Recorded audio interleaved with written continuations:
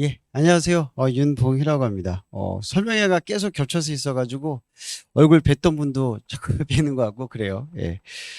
좀 다른 설명에서 좀 안 드렸던 이 말씀, 이런 말씀 좀 더 추가로 드리고, 간단하게 말씀드리고 끝내겠습니다.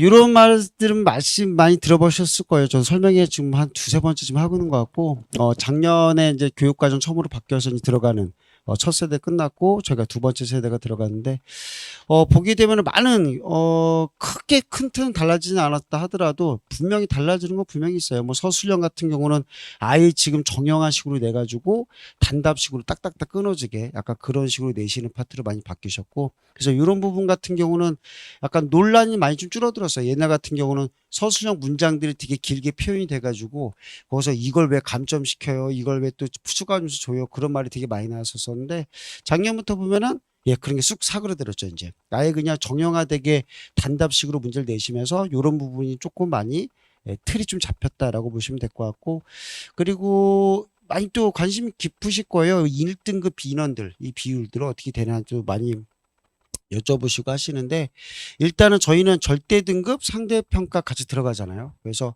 보게 되면은 딴 학교 같은 경우는 제가 영동고랑 주로 중산, 저희 저 단대부고 이 세 군데를 많이 하고 있는데, 다른 학교들 같은 경우는 어 절대 등급으로 A 등급 있는 애들이 대부분들은 1등급 범위 안에 대부분 들어가죠. 90% 안이.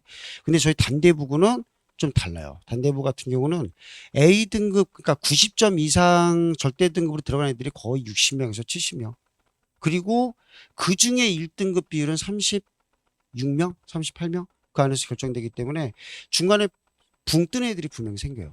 그래서 상당히 다른 학교에 비해서 조금 상대평가적으로 상당히 치열하다? 그렇게 조금 약간 다른 학교에 비해서 그런 분위기가 다르다라고 보시면 될 것 같고, 네, 난이도는 계속 올라가는 추세였고, 올해도 난이도는 계속 올라갈 수밖에 없을 거예요. 왜냐면 이거 자체가 일단 수능까지 연계가 되는 파트이기 때문에 많이 난이도 올라갈 거다고 예상하시는 게 맞는 표현 같고, 그 다음에 아까 말씀드린 대로 또 단대부 같은 특징이 또 뭐냐면은 뒤에 나오나요? 단대부가 한 분 선생님께서 쭉 순서대로 나가시는 학교예요. 그래서 다른 학교 같은 경우는 대부분들 이일대 학교들은 두 분이 들어가시거든요. 두 분 들어가셔가지고 이거를 뭐 물리, 뭐 지구과학, 그다음에 생물, 화학 뭐 이렇게 잘라가지고 두 파트씩 나눠서 들어가시기 때문에 약간 다른 점이 뭐냐면은 이렇게 두 분이 과목을 쪼개서 들어가시는 학교는 매 고사마다 물화생지 비율이 거의 비등비등하게 되세요. 그러니까 특별히 한쪽으로 쏠리지 않게. 근데 저희 단대부고는 좀 극단적이에요. 그러니까 진도가 그냥 1단원부터 한 분께서 쭉 가시기 때문에 중간고사는 지구과학 비율이 막 거의 60%, 70%. 막 기말고사 같은 경우는 물리 파트만 뭐 거의 뭐 70%. 뭐 2학기 기말 같은 때는 거의 뭐 화학 파트만 100%다 들어가게. 그런 식으로 많이 조금 파트가 좀 짜여져 있어가지고 조금 약간 그런 게 좀 장단점에 좀 속한다라고 보시면 될 것 같아요. 그래서 그런 점이 좀 저희가 학교 특이한 점이다라고 보면 될 것 같고, 일단 중요한 거는 올해 중간고사 어떻게 진행이 돼야 되냐 이건 것 같고, 일단 1학기 때 포인트는 요건 것 같아요. 1학기 때 변별력은 제가 볼 때 1학기 기말고사 때 변별력은 무조건 벌어져요. 그때가 어려운 파트가 싹 다 물렸어요. 단대부가. 그런데 문제는 뭐냐? 그럼 1학기 중간고사 대충 해도 되느냐? 1학기 중간고사 점수 물고 거의 1학기 기말고사 물고 점수 들어가더라고요. 그래서 중간고사 때는 정말 제가 점수를 잘 맞고 못 맞고를 떠나서 아이들이 정말 적응을 잘 해야지 그 적응한 점수 가지고 거의 1년 내내 이제 추세로 이제 가더라고요. 보니까 아이들이 분위기가. 그래서 그만큼 또 1학기 중간고사 범위적으로는 많이 어려운 건 없거든요. 대신에 이제 분명 어려운 파트는 없는 건 아니지만 1학기 기말보다는 그래도 공부하기 쉬운 파트고, 그리고 좀 기간적으로 좀 여유롭기 때문에 1학기 중간고사 좀 심화적으로 좀 잘 다뤄야 되지 않을까 싶습니다. 물리 파트는 딱 요것만 기억해 주시면 될 것 같아요. 과학의 기초 요거 맨 앞에 1단원 들어가거든요. 요거 별표 쳐놨다가 너 학교 수업 들어갈 때 맨 앞에 맨 앞에 1단원 고작 7장 8장 단위밖에 안 돼요. 이 1단원 하나를 맡고 있는데 별거 아닌 것처럼 보일지 몰라겠지만 여기서 학교 선생님이 어떠한 예시 강조하시는지 아주 지엽적으로 문제 내시고, 여기 파트에서 작년에 킬러가 많이 나왔으니까 요 파트 때문에 작년에 1등급 2등급 여기서 좀 관련 인원들 꽤 돼요. 그래서 요 정도 물리 파트는 맨 앞에 일단은 조심하자. 신소재 파트는 크게 어려울 건 없을 것 같아요. 요 정도 들어가면 될 것 같고, 그 다음에 이제 화학 파트가 요번에가 가장 난이도적으로는 가장 높은 파트. 그래서 요 파트는 지금 단대부고도 화원 수준의 난이도까지 문제가 많이 올라왔어요. 그래서 화원 수준 난이도까지 문제를 좀 풀어야 좀 우리가 제대로 된 점수가 나올 수 있는 그런 분위기다라고 보시면 될 것 같고요. 주로 원소 특징, 원소의 배열 이런 거 해가지고 좀 미지수 문제 같은 것들 요새 좀 많이 내시는 편입니다. 계산 문제 같은 것들. 그 다음에 생명과학은 요번에는 크게 의미는 없어요. 제가 볼 때 크게 뭐 어려운 파트는 아니고 요번 파트가 크게 뭐 비중도 매우 또 적기 때문에 크게 뭐 문제가 되는 파트는 아니고 대신에 생물 파트는 1학기 기말 파트에서 갑자기 난이도가 급상승하는 파트고 범위도 훨씬 더 많아질 거니까 요거는 그렇게 좀 보시면 될 것 같아요. 자, 그리고 이제 지구과학 파트죠. 이제 지구과학 파트가 요번에는 비중으로선 가장 큰 많은 비중을 차지하는데 난이도는 크게 높지는 않아요. 이거 수업 시간만 잘 따라온다면은 크게 여기서 실수 없게 들어가는 파트니까 대신에 이런 파트가 더 무섭죠. 변별력 있는 파트야 뭐 어려워서 틀리고 맞고 하겠지만 이 기본기로 깔아주는 이런 기본 레귤러한 이런 파트들이 돼서 실수가 있다면은 그 점수 나중에 복구 안 됩니다, 정말. 그래서 이런 파트는 거의 만점으로 그냥 마무리하는 선에서 정말 끝나야 되는 파트다. 그래서 이건 좀 약간 그런 부담을 가지고 좀 시작을 해야 되지 않을까 싶어요. 자, 아까 전에 말씀드린 대로 난이도로 계속 올라갈 것이고, 그리고 많이 또 여쭤보시는 게, 뭐, 요거는 읽어보시면 될 것 같아요. 뭐, 아까 했던 말씀 그냥 그대로 또 써줘 놓은 거니까. 많이 또 여쭤보시는 것 중에 지금 우리 애한테 문제집을 하나 사주고 싶은데 도대체 뭘 사줘야 돼요? 자꾸 물어보세요. 어머니께서. 단대보고는 별거 없고요. 서점 오늘 설명회 끝나자마자 가셔가지고 EBS 수능 완성 통합각 1, 2 있어요. 개념 완성 1, 2. 작년에는 파란색 표지였는데 올해 표지 바뀌었는지 모르겠어요. 그거를 단대북에서는 부교재로 씁니다. 그래서 개념 완성, 통합각 2권으로 나눠져 있을 거예요, 아마. 그래서 예학교 교과서가 미래엔 교과서인데 제가 보더라도 교과서 잘못 선정했어요. 제가 볼 때 거의 대부분 교과서가 미래엔 교과서 같은데 왜 미래엔으로 이렇게 꽂혔는지 모르겠는데 학교 사람들 교과서 안 보세요. 작년에 보니까. 그러니까 저도 봐도 왜 이딴 책을 왜 이걸 했지? 오히려 예전에 비상교과서 같은 게 훨씬 나은데 내용적으로 보자면 저는 과학 가르치는 사람에서 천재교과서가 제일 좋긴 좋은데 내용을 되게 풍부하기 때문에 이건 정말 중학교 가기 더 쉬워요. 정말 이딴 책을 왜 역시나 부교재 선택하셔가지고 부교재로만 수업을 하시더라고요, 보니까. 그래서 그렇게 했다라고 보시면 될 것 같고 꼭 지금부터 사주세요. 어차피 그거는 아이들이 1년 내내 책 해지 들어볼 책이니까 지금부터 거기 문제도 풀게 해주시고 하시면은 정말 많이 도움 많이 될 겁니다. 네. 제 얘기는 일단 시간상 줄이기로 하고요. 성적 분포인데 어차피 요거 2021년도 거, 2년도 거, 3년도 거, 4년도 거 요거는 크게 의미는 없다고 봐요. 이제 중요한 거는 또 저희가 바로 요거죠. 이제 작년부터 이제 그림이 잘 안 보이는데 작년부터 바뀐 이 교육과정, 요 체제로 이제 시험 점수가 어떻게 나왔냐, 이제 요게 좀 중요할 것 같아요. 자, 1학기 중간고사 때 요때가 일단 포인트였는데 단대부고는 항상 그럴 때가 있어요. 단대부고는 제가 다른 설명에서 굳이 이 말을 말씀드리진 않는데 오류가 가끔 나요. 뭐 선생님들 문제 뭐 사람인데 뭐 당연히 실수도 하시고 하시죠. 저도 많이 그런 실수 많이 하는데 근데 약간 있죠.